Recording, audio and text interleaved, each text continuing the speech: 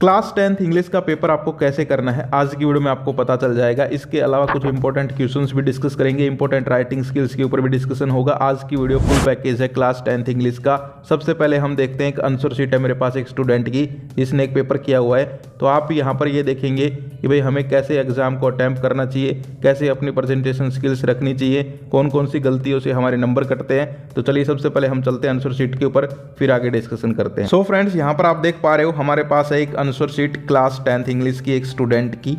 तो यहाँ पर देखिए सबसे पहले जो है मैं आपको बता दूं, जो फर्स्ट पेज रहता है, first impression is the last impression. हर एक सब्जेक्ट में जितने भी आपके सब्जेक्ट है, जितने भी पेपर आपके होने वाले हैं, फर्स्ट पेज जो आपकी आंसर शीट का रहेगा उसके अंदर कोई कटिंग नहीं होनी चाहिए। ये बात ध्यान रखना।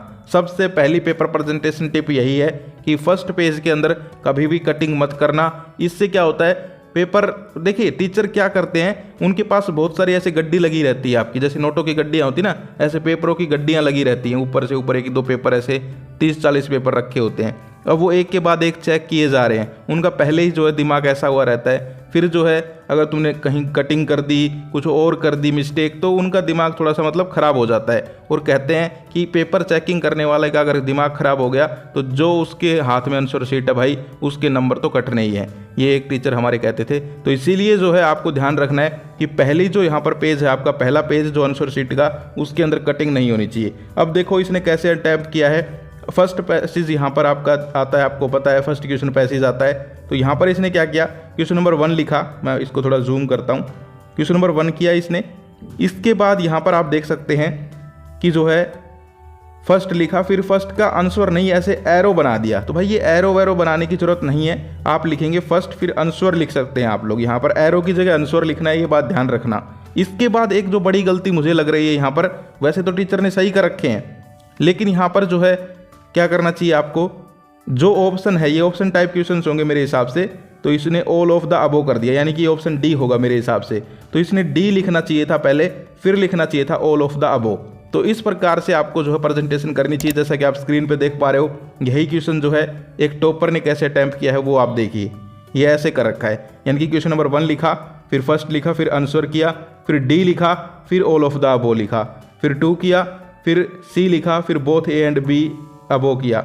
समझ गए? तो इस टाइप से आपको अटैम्प्ट करना है, ये बात ध्यान रखना। ऐसे डायरेक्ट नहीं करना है। देखो नंबर तो इसको भी मिले हुए हैं आप लोग कहोगे, लेकिन एक जो पेपर प्रेजेंटेशन होती है ना, वो ही एक स्टूडेंट को टॉपर बनाती हैं।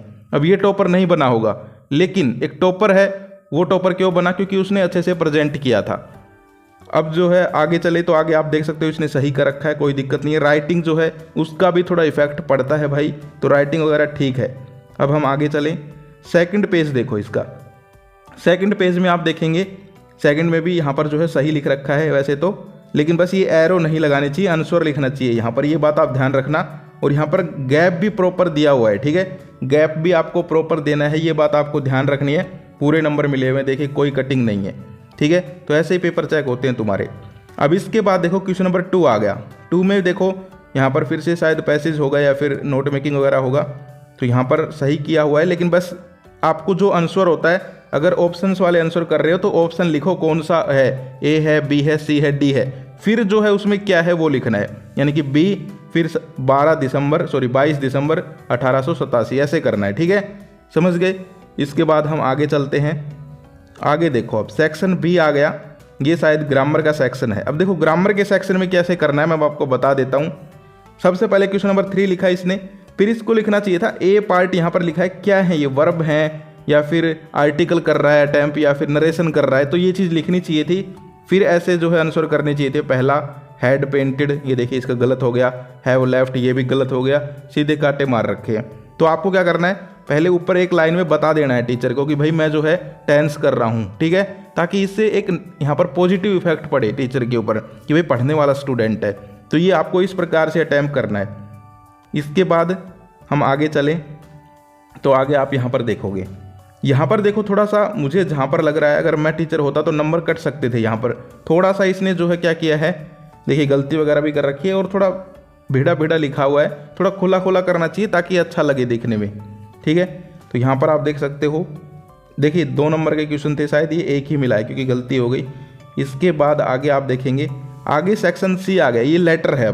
अब लेटर जो है अब इसमें एक बड़ी गलती क्या है कि ये जगह इसको छोड़ देनी चाहिए थी, यहाँ पर अगले पेज में ही ये स्टार्ट करता और एक पूरे पेज में लेटर को लिखता तो लेटर थोड़ा और अच्छा लगता भाई, लेकिन इसने यहीं से स्टार्ट कर दिया। कोई दिक्कत नहीं है, यहाँ पर आप देख सकते हो आगे जो है यहाँ पर लिखा हुआ है। लेकिन अगर मैं होता इसकी जगह और जो यहाँ पर टॉपर्स करते हैं वो कोशिश ये करते हैं कि एक ही पेज में पूरा का पूरा लेटर आ जाए। हाँ, अब अगर ये हो जाए कि मान लो भाई ये क्वेश्चन यहाँ तक ख़त्म होता तब तो इतना लंबा पेज खाली नहीं छोड़ सकते, लेकिन ये क्वेश्चन यहाँ पर ख़त्म हुआ। अब कितनी लाइन बच गई, 4-5 लाइन बची हैं, तो इसको क्या करना चाहिए था, यहीं कर देना चाहिए था। ठीक है, तो ये ध्यान रखना। दूसरा जो है एडवर्टाइजमेंट। अब देखो एडवर्टाइजमेंट में क्या करना है कि यहाँ पर आपको बॉक्स में ज़रूर बंद करना है भाई, इसके नंबर कटते हैं इस बॉक्स के, ये ध्यान रखना।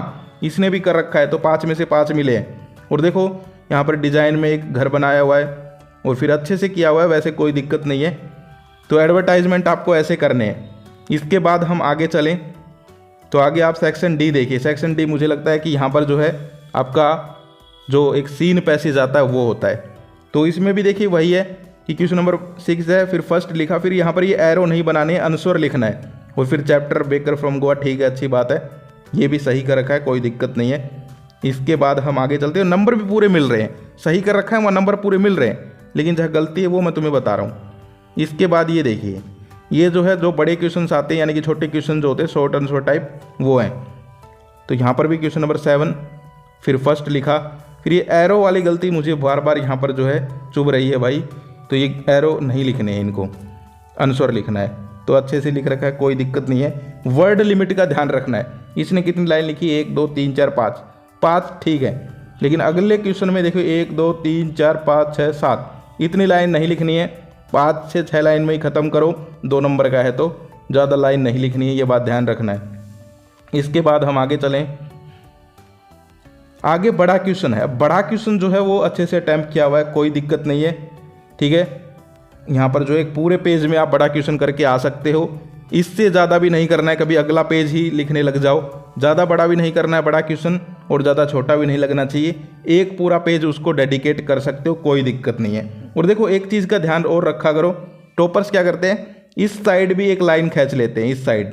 ठीक है, जैसे इस लाइन यहाँ पर खींच रखी है, ऐसे इस टाइप भी खींच लेते हैं। फिर जो है उनको पता चल जाता है कि हमें कैसे लिखना है। अब ये थोड़ा ऐसे लग रहा है, ये इधर वेंट इधर निकल गया, ये इधर निकल गया कोल्ड, तो आपको एक लाइन खींच लेनी है दोनों तरफ पेपर के, ताकि अच्छे से प्रेजेंट हो। इसके अलावा जो है हम आगे बात करें तो आगे सही है, कोई दिक्कत नहीं। बस ये एरो नहीं लिखना है, बार बार कह रहा हूँ, आंसर लिखने हैं आपको। इसके बाद अगली बुक के होंगे शायद ये, सॉरी पोएम से हैं, तो ये भी सही है, कोई दिक्कत नहीं है। और फिर इसका क्वेश्चन है। तो ओवरऑल जो है सही किया हुआ है पेपर, कोई दिक्कत नहीं है। लेकिन जो छोटी छोटी यहाँ पर गलतियाँ मैंने आपको बताई कि सबसे पहला जो पेज होना चाहिए भाई, उसमें आपकी कटिंग नहीं होनी चाहिए, ये बात ध्यान रखना। फर्स्ट पेज में कटिंग बिल्कुल मत कर देना, वरना पहले ही जो है first impression is last impression, पहले ही नेगेटिव इंप्रेशन पड़ जाएगा। तो पहला पेज सही लिखना है, ये एरो नहीं लगाने, आंसर लिखना है। और ऑप्शन के साथ ही ऑप्शन लिखना है कि भाई डी है या बी है, क्या है। ठीक है, सीधा जो ऑप्शन में है वो नहीं लिखना, पहले ऑप्शन लिखो, उसको ब्रैकेट में बंद करके फिर आगे जो है वो लिखो। थोड़ा सा टाइम लगेगा इन चीज़ों में, लेकिन ये पेपर प्रेजेंटेशंस हैं और यहाँ पर जो है सारी की सारी चीज़ें सही हैं। अब जो है मैं कुछ यहाँ पर आपको इम्पोर्टेंट राइटिंग स्किल्स बता देता हूँ, जैसे कि लेटर वगैरह होते हैं, ताकि आपको पता चल जाए कौन से करने चाहिए। तो यहाँ पर किसका आया हुआ है, यहाँ पर तो जो है बॉक्स वगैरह का है। देखिए सबसे पहले मैं आपको राइटिंग स्किल्स में बताऊँ लेटर एप्लीकेशन किस प्रकार के आ सकते हैं। तो सबसे पहले तो कंप्लेनिंग वाले लेटर्स जो होते हैं, जो शिकायती पत्र होते हैं, वो ज़्यादा आते हैं इंग्लिश में 10th क्लास में।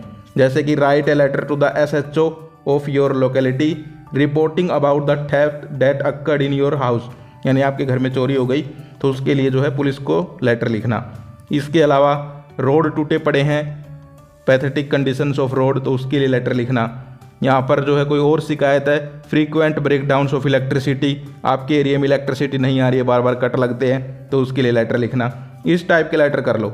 एक लेटर बहुत आता है, कंडक्टर मिसबिहेव करता है बस के अंदर, तो उसके लिए लेटर लिखना।